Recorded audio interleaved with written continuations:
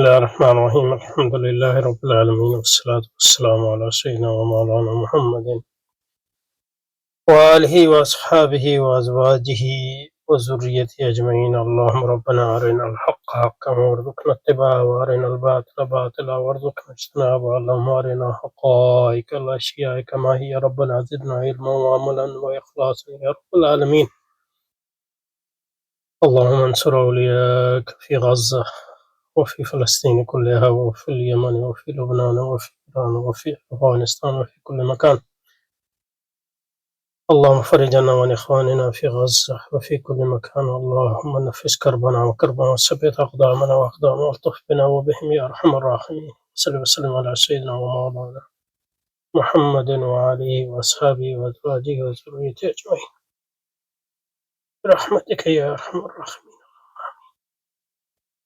اچھا جی، یہ فلسفہ اور علم کلام پر جو تبصرہ ہے، اس پر تبصرہ جو ہم کر رہے ہیں اس کو جاری رکھتے ہیں انشاءاللہ. یہ تیسری نشست ہے اس کی. اور اس سے پہلے کہ ہم آگے چلیں، اس میں ایک دو باتیں مزید عرض کرتا ہوں.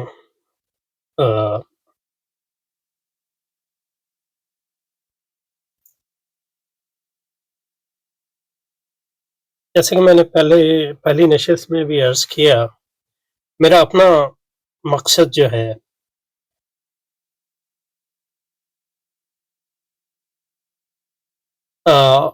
وہ میری جو اپنی سوچ ہے اور فکر ہے اس کی ڈیولپمنٹ اور فروغ ہے.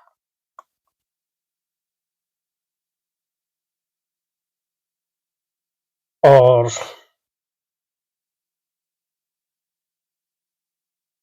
کسی اور صاحب کو جو ہے، جو بھی ہمارے احباب ہیں، ان کو میرا دفاع کرنے کی کوئی ضرورت نہیں ہے. نہ میرے فکر کی دفاع کا نہ کوئی مقصد ہے، نہ کوئی ضرورت ہے، اور نہ میں خود اپنی فکر کی دفاع کرنا چاہتا ہوں. اور یہ جو تبصرے پہ میں تبصرہ کر رہا ہوں، اگر اس سے یہ میرا مدعا نہ ہوتا کہ خود میری اپنی سوچ کے فروغ اور پروان چڑھنے میں اس کو مدد ملے گی، میں اس کو کبھی جو ہے اس سلسلے کو شروع نہ کرتا. اور دوسرے احباب سے بھی یہ درخواست، ہمیں یہ اچھی چیز ہے کہ لوگ ان چیزوں پہ بات کر رہے ہیں وغیرہ. اس کے نتیجے میں جو ہے لوگوں کو دلچسپی لوگوں کی بڑھتی ہے، اور ان میں سے کچھ جو باہمت لوگ ہوں گے وہ ان موضوعات پہ تفصیل سے غور و فکر کریں گے. کیونکہ اصل مسئلہ یہ ہے، اصل جو مدعا ہے میرے خیال میں، جو اصل مقصد ہونا چاہیے، وہ ہر فرد کو اپنی جو اس کا اہل ہو، ائمہ کے کلام اور علوم اسلامیہ کی بنیاد پر یا غیر اسلامی علوم، جن علوم میں بھی، جن ڈسپلن میں بھی لوگوں کی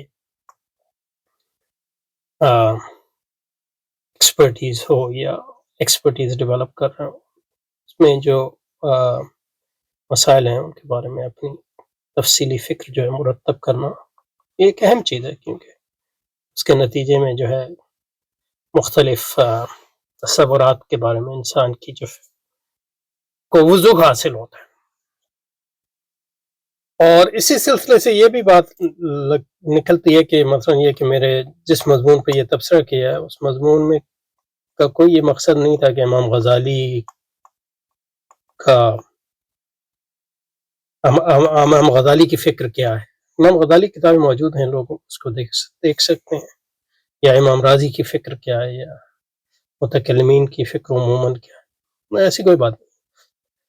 جو میرا مقصد اس میں تھا، فلسفہ، یہ مطلب فلسفہ اور کلام کا موضوع کیا ہے، منہاج کیا ہے، اور ان کے درمیان جو ہے دائمی نزاع کیا ہے اور کیوں ہے، اس کے بارے میں میری سوچ کیا ہے، یہ اس مضمون کا مقصد ہے.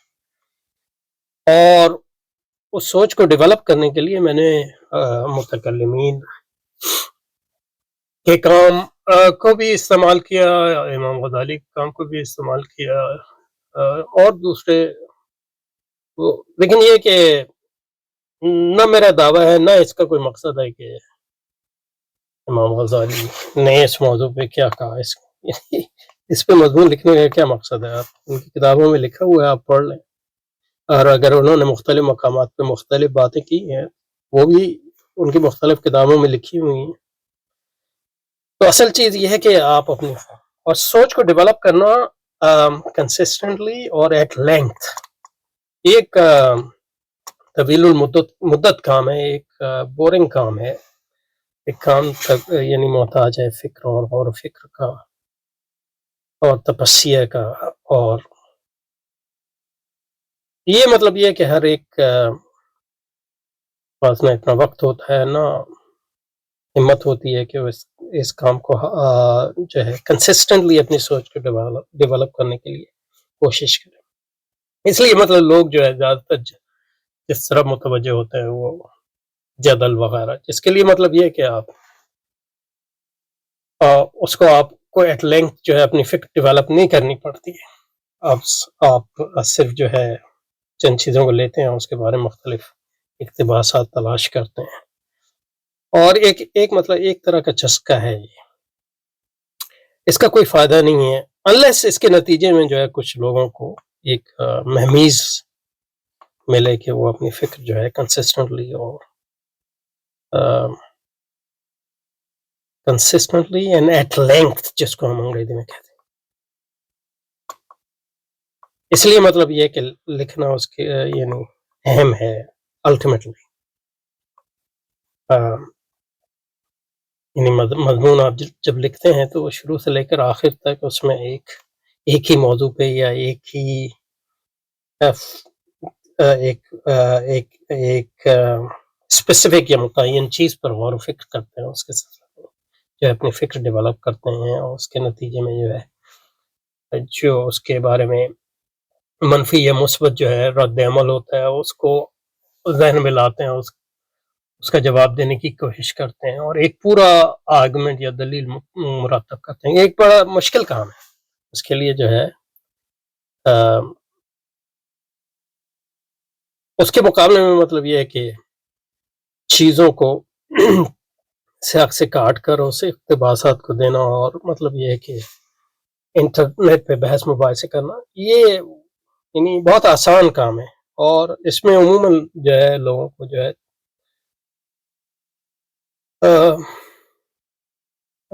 دلچسپی بھی ہوتی ہے. لیکن الٹیمیٹلی اگر یہ چیز جو ہے لوگوں کو سنجیدہ کام کی طرف نہ ابھارے تو اس کا کوئی مقصد نہیں ہے. تو ہوپ فلی یعنی امید ہے کہ اس کے نتیجے میں لوگوں کی جو ہے توجہ، کچھ لوگوں کی توجہ جو ہے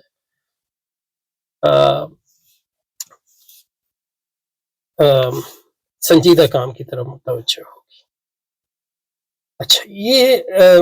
اچھا اس میں نے یہ بات آ گئی ہے، لیکن یہاں الگ سے بھی کہہ رہا ہوں کہ علماء کرام، چاہے امام غزالی کیوں نہ ہو، امام راضی ہی کیوں نہ ہو، دینی معاملات میں بھی کسی عالم کا قول ہمارے لیے حجت نہیں ہے. حجت ان معنوں میں نہیں ہے کہ وہ دلیل نہیں ہے، کسی عالم کا قول جو ہے دلیل نہیں.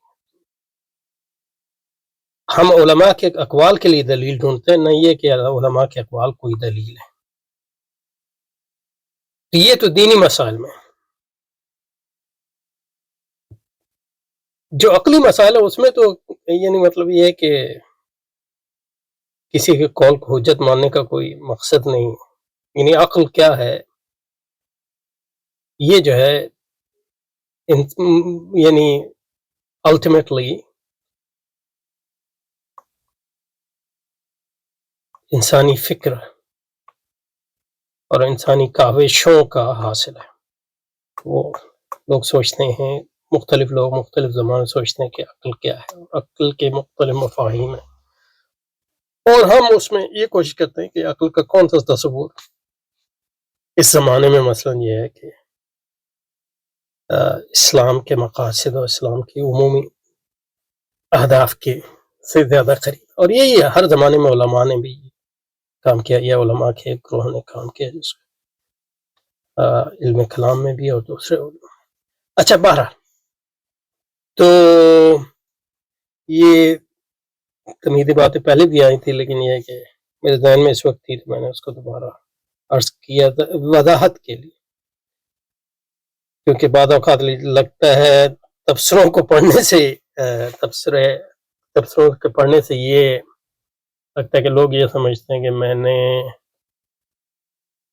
امام غزالی نے کچھ کہا اور میں نے کہا کہ امام غزالی کا نظریہ یہ ہے، اور کچھ لوگ کہہ رہے ہیں نہیں امام غزالی کا نظریہ یہ ہے، یہ نہیں، ایسی بات میں نے نہیں کہی۔ اب کسی کو اس پہ دلچسپی ہو کہ امام غزالی کا نظریہ کیا ہے، یا امام راضی کا، یا امام ابن تیمیہ کا نظریہ کیا ہے، وہ اس کو دیکھ لیں، لیکن یہ کہ میرا جو اس مضمون میں مقصد تھا، وہ مقصد میں نے پہلے بھی عرض کیا تھا، وہ یہی تھا، اور اس کا موضوع بھی جو ہے وہ یہی کہ علم کلام اور فلسفے کا فرق کیا ہے، کیا یہ موضوعات کا فرق ہے یا منہاج کا، یا دونوں کا، علم کلام اور فلسفے میں دعوی نزاع کا بنیادی سبب کیا ہے، یہ موضوع ہے، اور اس موضوع پہ میں نے یہ مضمون لکھا ہے، اور بھی کئی مضامین لکھے ہیں، تقریباً 10 مضامین لکھے ہیں، آلریڈی جو ہے لکھے جا چکے ہیں، جو مختلف اوقات میں جو ہے ان کو مختلف جگہ پہ جو ہے ان کی تشہیر ہوئی ہے، اور اس کا جیسے میں نے پچھلی بار کہا، اس کا عمومی مقصد جو ہے عقل کے ایک اسلامی تصور کو مرتب کرنا ہے اپنی ثبات کے مطابق، اور دوسرے لوگوں کو، جن لوگوں کو اس مقصد سے دلچسپی ہے تو وہ اپنے تئیں اس کام کو اپنے طور پہ کر سکتے ہیں، اپنے کانٹیکسٹ میں۔ بہرحال اچھا جی، تو یہاں سے آج شروع کرتے ہیں۔ اچھا، یہاں جو ہے ایک لائن، ایک سطر جو ہے انہوں نے میرے مضمون سے الگ کر کے اس پہ تبصرہ کیا ہے، تو دیکھتے ہیں اس کو۔ فلسفے کی شکست کے بعد متکلمین نے فلسفیانہ مسائل اور فلسفیانہ منہج پر غور و فکر جاری رکھا، اور اس کے نتیجے میں انہوں نے اسلام کی عقلی توجیہ اور اسلام کے عقلی دفاع کے لیے نئے نئے طریقے ایجاد کی۔ اچھا، تو اس پہ تبصرہ دیکھیں کیا فرما رہے ہیں کہ اسلام کی عقلی توجیہ سے کیا مراد ہے۔ تو اس ضمن میں یہاں یہ بات واضح کی جا رہی ہے، یعنی یہ میرا مقصد بتا رہے ہیں کہ میں کیا کر رہا ہوں۔ اسلام کی عقلی توجیہ فلسفے سے متاثر ہونے کے بعد کا علم ہے، یعنی اسلام کی عقلی توجیہ فلسفے کے بعد سے متاثر ہونے کے بعد کا علم ہے۔ میں نے یہ بات تو بالکل نہیں کی، حقیقت میں نے اسی جس پیراگراف سے انہوں نے یہ سطر لیا، اس کے بعد ہی یہ ہے کہ علم کلام اپنی ماہیت کے اعتبار سے فلسفے سے ماقبل اور آزاد علم ہے۔ اس کا مقصد علوم اسلامیہ کا عقلی دفاع اور ان کی عقل صحیحہ کے مطابق توجیہ بیان کرنا ہے۔ تو مطلب یہ حضرت امام راضی نے تفسیر کبیر میں اپنے استنباطات کے ضمن میں لکھا ہے کہ انبیاء پر جب پہلے وحی آتی، تو مطلب یہ ہے کہ یہ کیسے، تو یہ جو بات آپ کہہ رہے ہیں وہ میں نے بالکل نہیں کیا، آپ کہ اپنے فہم کا شاخسانہ ہے، اور مطلب ان یہ ثابت کرنے کی کوشش کر رہے ہیں کہ علم کلام فلسفے سے متاثر نہیں ہوا، اور متاثر ہونے یا نہ ہونے کے بارے میں جو ہے منفی اور مثبت جو چیزیں تھیں وہ اس کے بارے میں کچھ تھوڑی بہت بات پچھلی بار کی۔ تو مطلب یہ ہے کہ یہ مزے کا خیز بات ہے، یعنی یہ کیسے ہو سکتا ہے کہ علم کلام فلسفے سے متاثر نہ ہوا ہو، جب علم کلام ایک سٹیج پر متکلمین نے فلسفہ پڑھا، فلسفے کا جواب دیا، یعنی معتزلہ متاثر ہوئے، سب مانتے ہیں، اور امام اشعری جو معتزلہ کے ہاں ہی ان کی تعلیم ہوئی تھی، اور پھر اشعریوں نے معتزلہ کا رد کیا،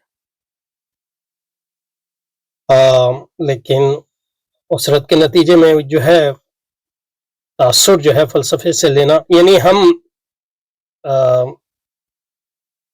اگر متکلمین کو معصوم سمجھ لیں یا انسانی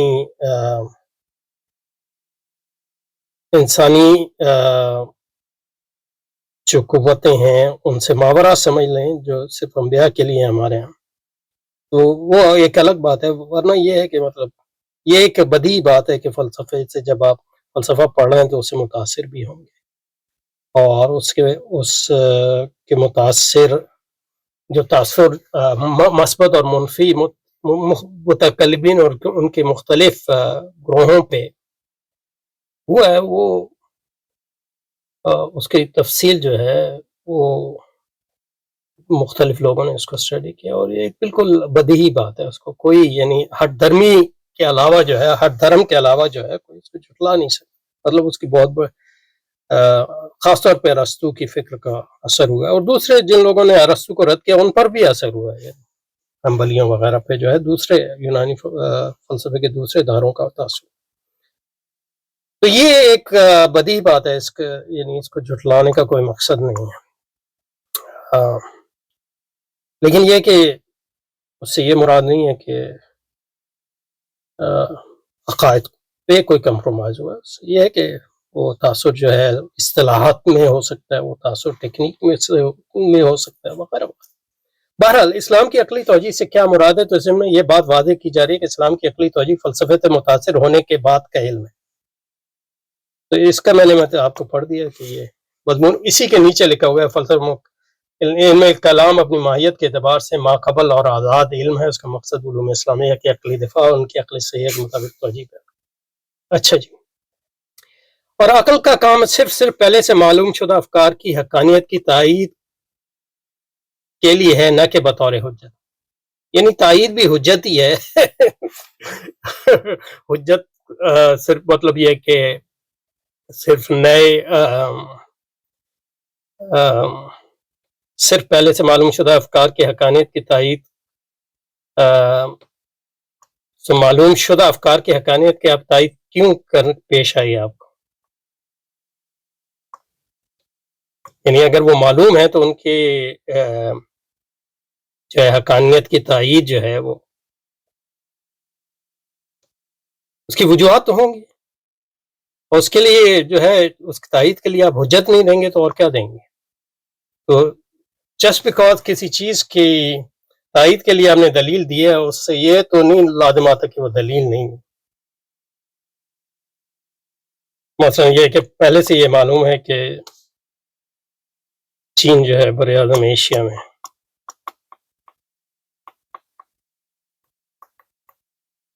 یہ آپ کے لیے معلوم حقیقت ہے، لیکن کوئی اس پہ اعتراض کرتا ہے نہیں جناب چین بر اعظم ایشیا میں نہیں ہے، وہ یورو ایشیا میں ہے.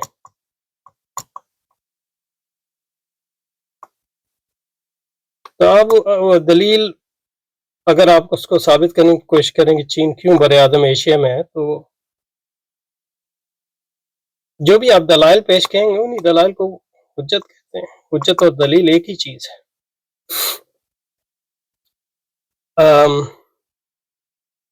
تو کہنے کا مقصد یہ ہے کہ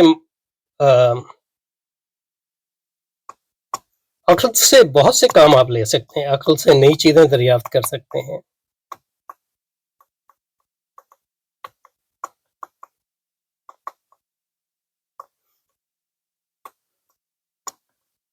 عقل سے آپ اعتراضات کا جواب دے سکتے ہیں، اور اپنے دعوے کے ثبوت کے لیے عقلی دلائل پیش کر سکتے ہیں. تو یہ تینوں چیزیں جو ہیں، یہاں آپ نے نئی چیزیں دریافت کی، یہاں جو ہے اپنے دعوے کی تائید کے لیے دلیل دی، یہاں اعتراضات کا جواب دیا اس چیز کے بارے میں جس کا آپ کو پہلے سے معلوم تھا. تو جسٹ بیکاز وہ پہلے سے معلوم تھا اس کا مقصد یہ نہیں ہے کہ دلیل نہیں ہے. دلیل یہاں بھی ہے، یہاں بھی ہے، یہاں بھی. تو عقل کے بہت سے کام ہیں، many functions of عقل، اور وہ سب کو دلیل کہتے ہیں، حجت کہتے ہیں. مختلف قسم کی حجتیں ہوتی ہیں. دلیل جو ہے سمپل بھی ہو سکتی ہے، اور مختلف دلائل کا مجموعہ بھی ہو سکتی ہے وغیرہ وغیرہ. تو جسٹ بیکاز آپ کسی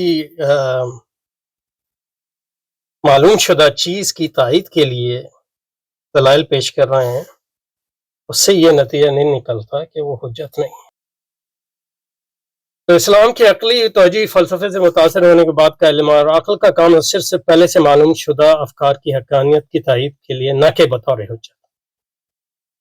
تو اس میں دو باتیں عرض کرنا چاہ رہا ہوں. ایک تو یہ ہے کہ اس میں دو باتیں عرض کرنا چاہ رہا ہوں. پہلی بات یہ ہے کہ پہلے سے معلوم شدہ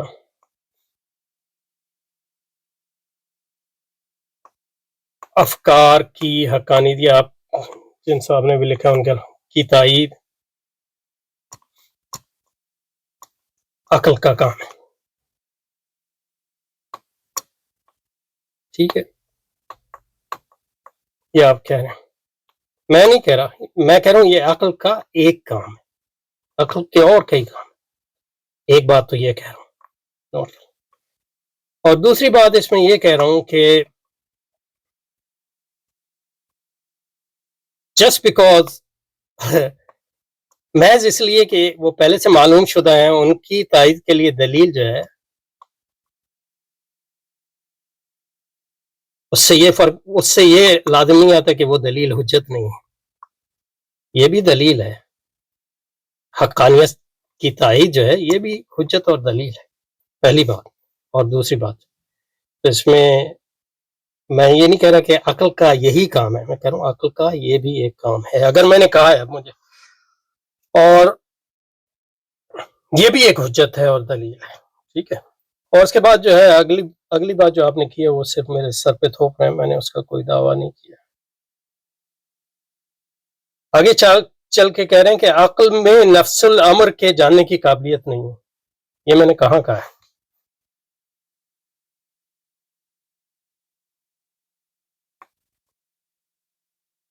عقل میں نفس الامر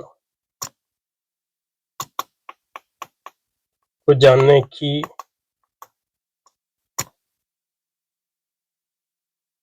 قابلیت نہیں.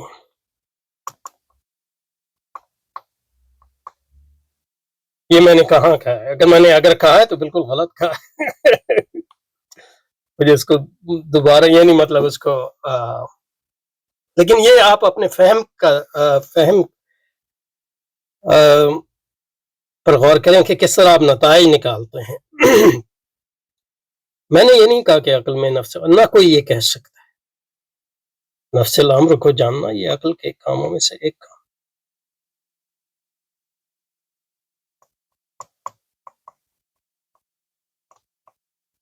اور میں کسی فلسفی کو نہیں جانتا جس نے یہ دعویٰ کیا ہو کہ عقل میں نفس الامر کے جاننے کی قابلیت نہیں.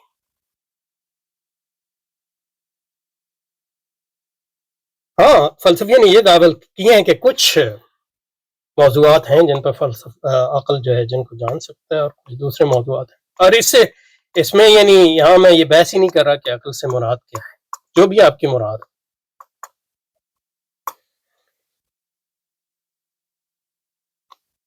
یہ کسی نے دعویٰ نہیں کیا کہ عقل میں نفس الامر کے جاننے کی قابلیت نہیں. ہاں، لوگوں نے یہ دعویٰ کیا کہ عقل کو کچھ امور ایسے ہیں جس کے بارے میں حتمی، ایون دوز وہاں بھی جو لوگوں نے دعویٰ کیا، یہ نہیں ہے دعویٰ کیا کہ عقل کو جاننے کی صلاحیت نہیں، بلکہ یہ ہے کہ عقل کو حتمی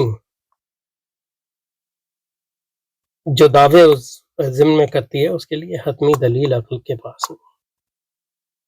کیونکہ تو یہ بھی ہر معاملے میں نہیں، کچھ خاص معاملوں میں فلسفیوں نے دعویٰ کیا، اور وہ سارے دعوے جو ہیں ان کی اسپیسیفک کانٹیکسٹ میں ان کو انالائز کرنے کی ضرورت. اب یہ کہہ رہے ہیں کہ یہ عقل، یہ نظریہ کانٹ کا نظریہ نہیں، یہ کانٹ کا کہاں نظریہ ہے. اور میں نے معین الفلسفے میں اگر کہا تو غلط کہا ہے، لیکن میرا خیال ہے کہ آپ جو میں کہہ رہے تھے اس کو آپ نے سیاق سے یہ صحیح نہیں سمجھا. کانٹ نے جو دعویٰ کیا، کانٹ نے مختلف دعویٰ کیا ہے، لیکن کانٹ یہ نہیں کہتا کہ عقل میں نفس الامر کے جاننے کی قابلیت نہیں. اس کے برعکس متکلمین یا اسلام روز اول سے اس بات میں اپنی کتب کا آغاز کرتے ہیں. یعنی روز اول سے تو کتابیں لکھی نہیں گئی، یعنی پہلے روز اول کا کیا مقصد ہے؟ رسول اکرم کے زمانے سے یا معتزلہ کے زمانے سے؟ مطلب سے اپنی بات کا کہ اسباب علم 3 ہیں: عقل، حواس سلیمہ اور خبر. یہ صرف متکلم اسلام نہیں ہے، یعنی جب سے انسان اس دنیا میں زندگی بسر کر رہے ہیں وہ عقل و حواس خمسہ اور خبر صادق کو علم کے ذرائع تسلیم کرتے ہیں. اس میں کوئی متکلمین کی یعنی مطلب کوئی خاص یہ ایجاد نہیں ہے. عقل بھی ذریعہ علم ہے، حواس بھی ذریعہ علم ہے، اور خبر صادق بھی آپ کو ماتریدی روایت، یعنی مطلب ہے کہ آپ کو رستو کیا مل جائے گا، یہ ماتریدی روایات میں آپ کو جاننے کی کیا ضرورت ہے؟ یعنی عشر روایت کی ابتدا نظر کی بحث سے ہوتی ہے. نہیں، نظر کا مطلب تو جو بدیہی اور نظر کا فرق ہے، مختلف فرق ہے. اور ماتریدی روایات میں یہ نہیں پتا کیا کہا ہے. تو اپنی کتاب کا کتب کا آغاز اسباب علم سے کرتے ہیں، عقل، حواس خمس اور خبر صادق. تو یہ مطلب یہ ہے کہ اس میں متکلمین کا کیا اس میں خاص ہے. یہ منطق کی کتابوں میں سارے مباحث ہیں، اور انسان جب سے اس دنیا میں ہے ان تینوں چیزوں کو اسباب علم میں سے جانتے ہیں، اور اس کا ہماری بحث سے کوئی تعلق نہیں. یعنی قرآن مجید میں عقل، حواس اور خبر صادق کو علم کا ذریعہ بتایا گیا، تو اس میں آپ کو ماتریدی روایات اور عشری روایات کا یہ ذکر کا حکم. باقی نظری اور جو بدیہی علم کی بحث ہے اس کا اس معاملے سے کوئی تعلق نہیں ہے، اس کی طرف میں ابھی آؤں گا. یعنی کیا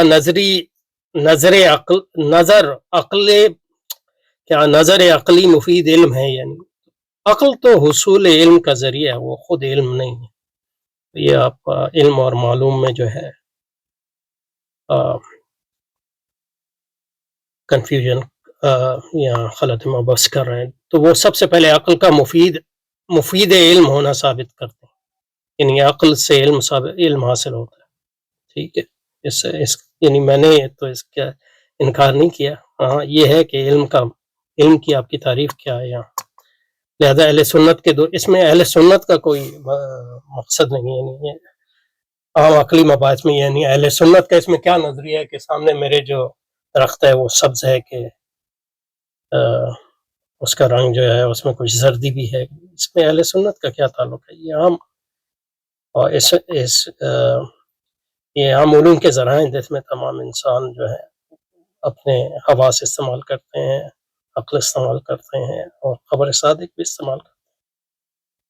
تو لہذا اہل سنت کے دو بڑے گروہ اشاعرہ ماتریدی دونوں اس بات متفق ہیں عقل مفید علم ہے، یعنی عقل سے علم حاصل ہوتا ہے. کس طرح وہ، یعنی تمام مسلمان اس پر متفق ہیں، بلکہ تمام اکثر انسان، یعنی فلسفیوں کے چند گروہوں کو اگر آپ چھوڑ دیں کہ عقل سے علم حاصل ہوتا ہے. اور یہ سب اسباب علم میں سے ایک سبب ہے، اسباب ہیں. اب یہ صحیح لفظ ہے، یہاں آپ نے نظر عقلی کو علم سے جو ہے اس بحث کا ذکر کرنے بعد ماتریدی حضرات ان آراء کا جائزہ لیتے ہیں جو کہتے ہیں کہ علم عقل سے حاصل نہیں ہوتا. ان کا افہام کرتے ہیں. کون کہتا ہے کہ علم عقل سے حاصل نہیں ہوتا؟ علم کی تعریف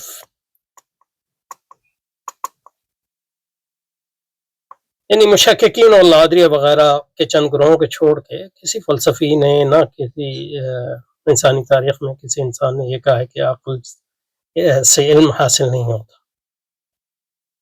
اور افکار قائلین میں وہ فرقے سمنیہ اور مہندسین نے ہند کو ذکر کرتے ہیں. اب یہ مجھے نہیں پتا یہ کون ہے. ان کا ذکر الملل والنحل میں بھی ملتا ہے. ان کو عبد القادر بغدادی نے بھی ذکر کیا. حاصل کلام یہ عقل محض حاصل کلام یہ، اب ان کا حاصل کلام دیکھیں جناب، یہ ہے کہ محض ایک وقتی عقل کو محض ایک وقتی فائدے کے طور پر ایک آلے کے جو کہ غیر دائمی ہو، متکلمین نے استعمال نہیں کیا. یعنی یہ یعنی جب کہ علی بھائی اس کے برخلاف لکھتے ہیں تو میں نے تو کبھی اس بات کے برخلاف نہیں لکھا. یعنی عقل کو محض ایک وقتی فائدہ کہاں، میں نے کہا کہ محض ایک وقتی فائدہ ہے عقل، اور ایک آلہ ہے، محض ایک آلہ ہے. یعنی اپنے حواس میں رہتے ہوئے کوئی یعنی عام آدمی میں یہ بات نہیں کہہ سکتا جو غیر دائمی ہو. اب یہ نہیں پتا غیر دامی تو ہمارے ہاں صرف اللہ تعالیٰ کی ذات ہے. تو یہاں وہ غیر دامی سے اگر یعنی عقل کی دوام کا عقیدہ ہے تو یہ تو اہل سنت کے اسلام کے خلاف ہے. لیکن میرا خیال ہے اس سے یہ مراد نہیں لے رہا ہے. جو بھی مراد لے رہا ہوں اب دیکھیں نا، اس میں مطلب اس ساری بحث میں کوئی ایک چیز نہیں، فصلی اس میں ایک بات تو یہ ہوتی ہے کہ فلسفیانہ جو وضوح نہیں ہے، تصورات میں خلط و بس کر رہا ہے، اور دوسرا یہ کہ دوسرے شخص پر جو ہے، یعنی مجھے تو اس میں وہ حج نہیں ہے، لیکن آپ یہ ہے کہ اس کی بنیاد پہ آپ میری طرف وہ باتیں منسوخ کر رہے ہیں جو میں نے کبھی نہیں کی ہیں، تو یعنی میری سمجھ سے باہر ہے کہ اس کا مقصد، اس سے آپ کا مقصد کیا ہے جنہوں نے بھی کیا۔ اچھا جی، اچھا تو یہاں جو ہے مطلب یہ کہ نظری اور عقل اور علم کی بات کی ہے، تو اس میں جو ایک تقسیم ہے میں وہ جو متکلمین بھی استعمال کرتے ہیں اور جو منطق میں بھی پڑھائی جاتی ہے کہ علم کی تعریف جو ہے مختلف علوم میں اس میں ایمفیسس مختلف ہو سکتا ہے، لیکن اس کی ایک میں تصور دے دیتا ہوں تاکہ آپ لوگوں کو بات سمجھنے میں آسانی ہو۔ جب علم کی بات کرتے ہیں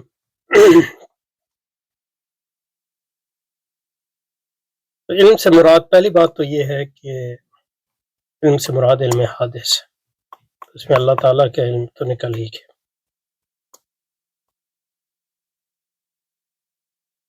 اور علم سے مراد جو ہے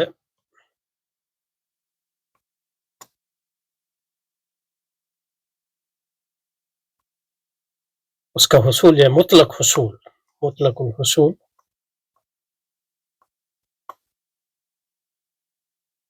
ذہن، اس سے لازماً جو ہے یقین مراد نہیں ہوتا، اور یقین کے بھی ظاہر درجات ہیں، یقین کا تصور جو ہے فلسفے اور منطق اور کلام میں اور قرآنی تصورات میں مختلف ہیں، یعنی اصطلاحات جو ہیں اللہ مشاہد فی الاصطلاح، اصطلاحات جو ہیں وہ ان علوم کے ساتھ خاص ہوتے ہیں جس علم میں اس پہ بات ہو، تو مطلب اس کا یہ اسی طرح ہے کہ مثلا کوئی آپ قرآن میں جو فقہ کا لفظ استعمال ہوا ہے اس کو علم فقہ کی اصطلاح میں سمجھنے کی کوشش کرے تو وہ اس کو یعنی یہ کہہ سکتے ہیں کہ اس میں علم فقہ میں جو اصطلاحاً فقہ کے معنی مراد ہیں وہ بھی شامل ہیں، لیکن یہ کہ فقہ کا مطلب جو ہے قرآن پاک میں اور احادیث میں اس سے زیادہ وسیع ہے، تو اسی لحاظ سے مطلب یہ کہ علم کا جو قرآن مجید اور احادیث میں استعمال ہے وہ وسیع ہے، لیکن یہاں جو منطق اور فلسفہ اور علم کلام میں جو علم کا یہ استعمال ہے، پہلی بات تو یہ ہے کہ علم جو ہے اس سے مراد علم حادث ہے، اور اس سے مراد مطلق الحصول فی الذہن، ذہن میں جو ہے معلومات کا حاصل ہو، یہ دو چیزیں، اور پھر جو ہے جو معلومات ہیں ان کو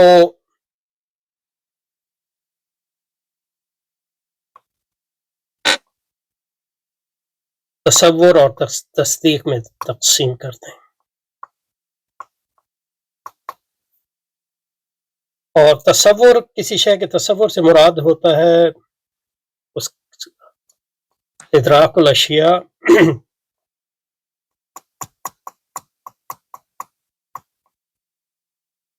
دون الحکم علیہ، مثلا درخت کا تصور یا سیب کا تصور یا انسان کا تصور، اور حکم سے مراد جو ہے جس کو ہم فلسفے میں ججمنٹ کہتے ہیں،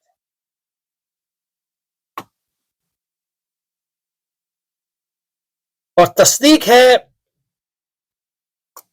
وہ ہے وہ الحکم علی الشیء، تصدیق کا مطلب کیا ہے، ججمنٹ کا مطلب کیا ہے، وہ الحکم علی الشیء، اور حکم جو ہے نفی بھی ہوتا ہے اور اس بات میں بھی ہوتا ہے، سمجھے نا؟ تو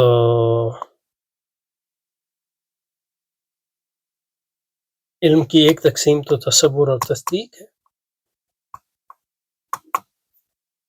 اور تصدیق کے لیے تصور لازمی ہے، تصورات کے بغیر جو ہے تصدیق نہیں ہوتی، تو ادراک جو ہے، ادراک کی ماہیت جو ہے وہ ہے تصور بغیر حکم لگائے، مثلا یہ کہ اگر تصور کریں آپ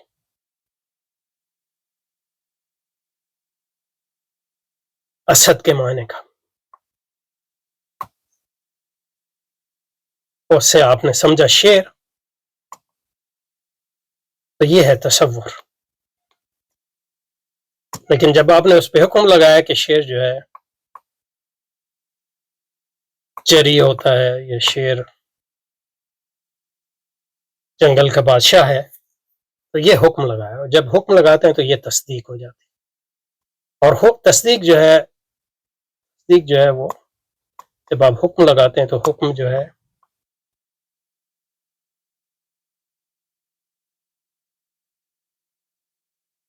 اس میں پھر سچ اور جھوٹ کا، صحیح اور غلط کا سوال پیدا ہوتا ہے۔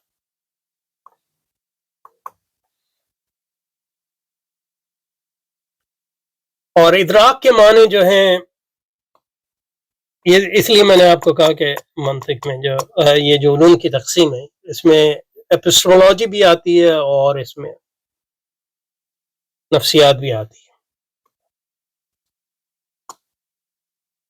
ادراک کہتے ہیں، اس کا انگریزی میں ترجمہ کوگنیشن کہیں گے، لیکن ادراک کے خاص معنی ہے، مثلا ادراک ہوا وصول النفس سے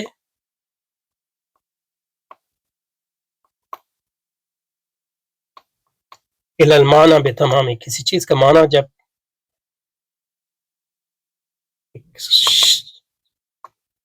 ذہن جو ہے بتمام و کمال سمجھ لیتا ہے تو اس کو کہتے ہیں ادراک،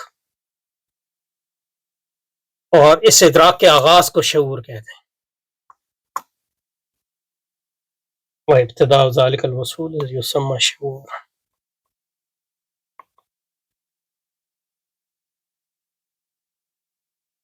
تو ادراک کے مفرد جو ہے، ادراک کے شے جو ہے، اور مفرد سے مراد یہ ہے مفرد اس پہ حکم نہیں لگا، اس کو آپ تصور کہتے ہیں۔ اور تصور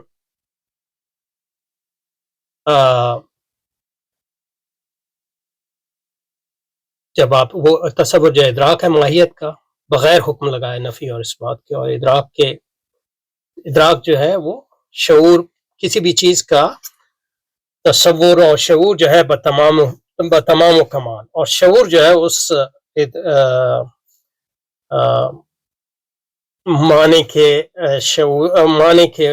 کی طرف جو ہے وصول کے آغاز کو شعور کہتے ہیں، اور اس کو معنی کو پوری طرح سمجھنے کو جو ہے ادراک کہتے ہیں۔ اور جب اس پر حکم لگاتے ہیں تو وہ تصدیق ہو جاتے ہیں، اور حکم جو ہے اس کے لیے آپ کو کم از کم دو تصورات چاہیے، دو تصورات اور ان کے درمیان جو ہے نسبت۔ مثلا زید قائم، زید کھڑا ہے،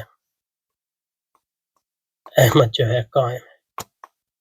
تصور احمد کا ادراک، یہ ایک تصور، قیام کا ادراک یہ ایک تصور، اور ان کے درمیان نسبت۔ یہاں آپ نے کہا وہ کھڑے ہیں احمد قائم، تو یہ حکم ہے، اور حکم جو ہے آپ نے یہ اس بات و امر لے امرن اور نفی عنہ، تو یہاں آپ نے اس بات کیا۔ اب یہ بھی کہہ سکتے تھے کہ احمد نہیں کھڑا ہے، ٹھیک ہے جی۔ تو یہ ہے علم حادث، اور سے مراد جو ہے حصول مطلق کے حصول فی الذہن، مطلق سے ایسا یقین مراد نہیں، تصور اور یقین، ٹھیک ہے۔ اور اس کی میں نے تقسیم اس لیے کی تھا کہ یہاں پھر اس کے بعد جو ہے بدیہی اور نظری کی تقسیمات۔ تصورات اور تصدیقات جو ہیں یہ دونوں تقسیم ہوتی ہیں ضروری اور نظری۔ اس ضروری کو بدیہی بھی کہتے ہیں، سمجھے جی۔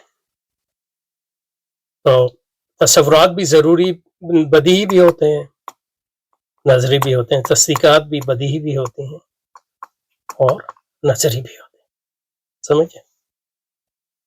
اچھا، اب ضروری اور نظری یا بدیہی اور نظری میں فرق کیا ہے، یا ان کی تقسیم کیا ہے، یا ان کے معنی کیا ہے؟ نظری جو ہے اس کی تعریف یہ لوگ یہ کرتے ہیں کہ نظری وہ ہے وہ ما یحتاج الی تأمل و نظر، نظری وہ چیز ہے، اور یہ ساری یونانیوں کی تقسیم ہے، لیکن یہ کہ اس کو استعمال کرنے میں کوئی حرج نہیں ہے، یونانیوں کو ایجاد تو نہیں کیا، مطلب یہ کہ نظری جو ہے وہ ہے جس میں آپ کو تامل، تو نظر کا مطلب ہے تامل، جس میں آپ کو غور و فکر کرنے کی ضرورت ہے۔ اس میں غور و فکر ایک اہم چیز ہے، دوسرا مدت، اس میں وقت لگتا ہے۔ اب کچھ چیزوں میں غور و فکر کا وقت کم لگتا ہے، کچھ میں زیادہ لگتا ہے، لیکن اس کے لیے وقت چاہیے آپ کو، وہ نظری ہو، تصور بھی تصدیق بھی، وہ نظری تصور ہوگا اور نظری، اور جس چیز میں آپ کو وقت نہ لگے، جس میں تعامل کی ضرورت نہ ہو، یعنی سوچنا ہی نہ پڑے، وہ اتنی آسان، اتنی بدیہی چیز، اس لیے اس کو بدیہی بھی کہتے ہیں، تو اس کو کہتے ہیں ضروری یا بدیہی، ضروری کو انگریزی میں نیسسری بھی کہتے ہیں۔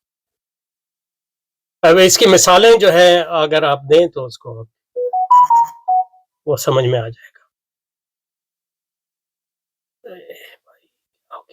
تصورات جو ہیں وہ ان میں تصورات بدیہی بھی ہوتے ہیں اور نظری بھی ہوتے ہیں۔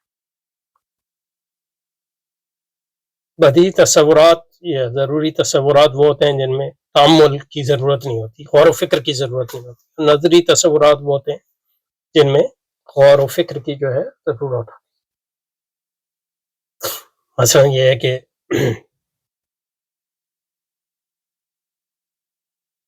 مثلا روح کا تصور ہے، یہ مطلب غور و فکر کرنا پڑتا ہے کہ روح کیا ہے، یا عالم کا تصور ہے، اس سے کیا مراد ہے، یہ غور و فکر کرنا پڑے گا۔ اب ظاہر ہے کہ عالم کے تصور کو جاننے کے لیے اتنا غور و فکر نہیں کرنا پڑے گا جتنا روح کے لیے، روح تو لوگ آج تک جو ہے اس پہ جھگڑا کر رہے ہیں، لیکن یہ کہ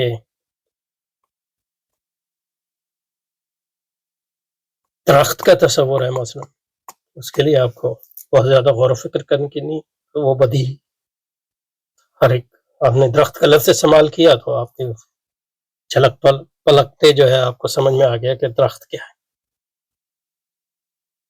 یا مثلا یہ ہے کہ ایک کیا ہے، میں نے کہا ایک سیب، تو ایک کے معنی ان کے نزدیک یعنی ظاہر ہے کہ میتھمیٹیشین مائٹ ڈس ایگری، ایک کے یا ریاضی میں جو ایک کا تصور ہے وہ بہت مشکل ہے، لیکن عام استعمال میں ایک کا کیا مطلب ہے، آپ جب میں نے کہا ایک، آپ سمجھ گئے، سیب سمجھ گئے، دونوں تصور جو ہے بدیہی اور ضروری۔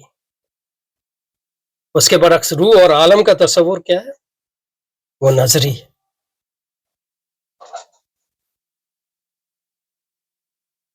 اسی طرح جو ہے اس کو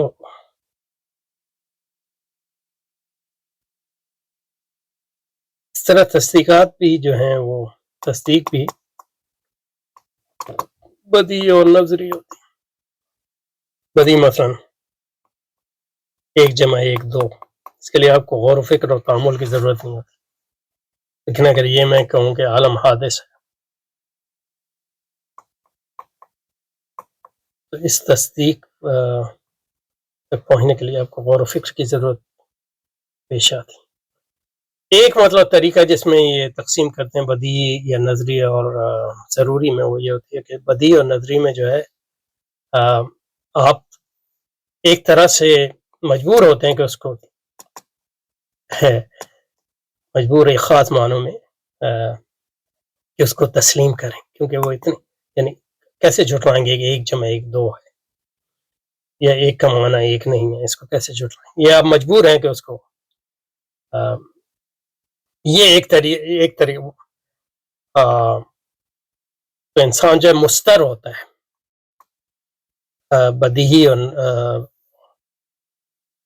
بدیہی اور ضروری کو، چاہے وہ تصور ہو یا تصدیق ہو، اس کو قبول کرنے کی، جبکہ نظری کو جو ہے یہ کیونکہ یحتاج الی فکر و تعامل، تو اس کے لیے مستر نہیں ہوتا، اس کا مطلب اس کو جھٹلایا جا سکتا ہے، کیونکہ اگر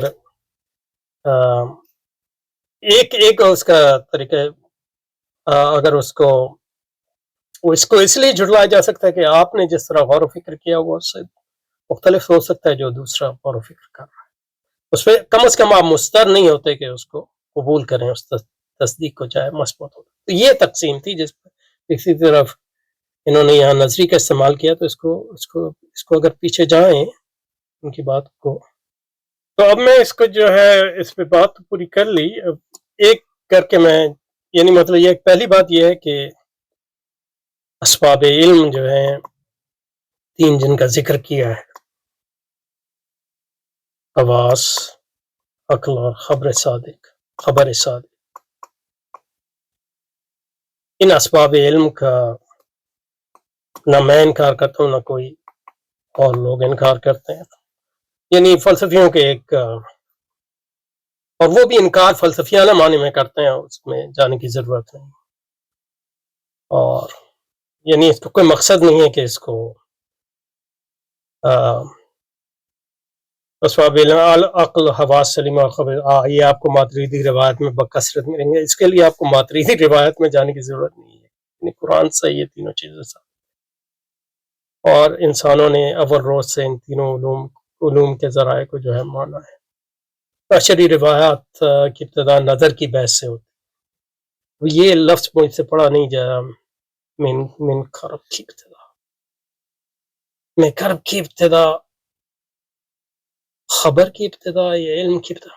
لیکن یہ کہ نظری کا مطلب یہ ہے جس میں تعامل اور غور و فکر کی ضرورت ہو. تو تصورات بھی نظری ہوتے ہیں اور تصدیقات بھی نظری ہوتے ہیں. اور میں نے اس کا کوئی انکار نہیں کیا کہ عقل کے ذریعے جو ہے نظری تصورات اور نظری تصدیقات کی طرف جو ہے انسان جو ہے ان کا علم حاصل کر سکتا ہے. یعنی کیا نظر عقلی مفید علم ہے یا نہیں؟ کیا نظر عقلی مفید علم ہے کہ سب سے پہلے عقل کا مفید علم ہونا ثابت کرتے ہیں. اہل سنت کے 2 بڑے گروہ اشاعرہ اور ماتریدی دونوں اس بات کی عقل مفید علم ہے، یعنی علم کا فائدہ دیتا ہے، اور یہ اسباب علم میں سے ایک سبب ہے. اس پہ میں نے بات یعنی نہ میں نے اس کا انکار کیا نہ میرے خیال میں کوئی دیگر حضرات ہے. اور اس کا اہل سنت سے سچ کوئی تعلق نہیں ہے. نہ اس کا اہل بدعت اس کا انکار کرتے ہیں، نہ اہل سنت انکار کرتے ہیں، نہ مسلمان انکار کرتے ہیں، نہ کفار انکار کرتے ہیں، اللہ ماشاء اللہ کچھ فلسفیانہ گروہ یعنی، اور وہ بھی ایک خاص معنی میں جو ہماری بحث ہے اس کا یہاں تعلق ہے. اور دوسرا ایک اہم جنہوں نے یہاں بات کی حاصل کلام یہ ہے کہ عقل کو محض ایک وقتی فائدے کے طور پر ایک آلے کے جو کہ غیر دائمی ہو متکلمین نے استعمال نہیں کیا. یعنی اس کا اس پہ ڈیپینڈ کر، میں نے تو یہ نہ یہ الفاظ استعمال کیا نہ یہ بات کہ عقل جو ہے اللہ کے انعامات میں سے ایک انعام ہے. کہہ رہے ہیں کہ محض ایک وقتی فائدہ، محض ایک وقتی فائدہ. اب یہ مجھے نہیں پتا کہ وقتی کیا ہے اور فائدہ کیا ہے. یعنی وقتی سے مراد دنیا ہے تو ظاہر ہے کل من علیہا فان، تو اس میں عقل بھی آتی ہے، اس میں اور اس کے میں نے کبھی یہ الفاظ سمجھنا، میں کہتا ہوں کہ محض وقتی فائدہ ہے، لیکن اس سے آپ کیا سمجھتے ہیں؟ کہ اب یہ کہہ رہے ہیں کہ وہ ایک آلہ ہے. میں نے کہا ایک آلہ بھی ہے، ظاہر ہے عقل ایک آلہ ہے. آلے کا کیا مطلب ہے؟ آلے کا مطلب یہ ہے کہ 2 چیزیں، دو چیزیں. مجھے کراچی جانا ہے،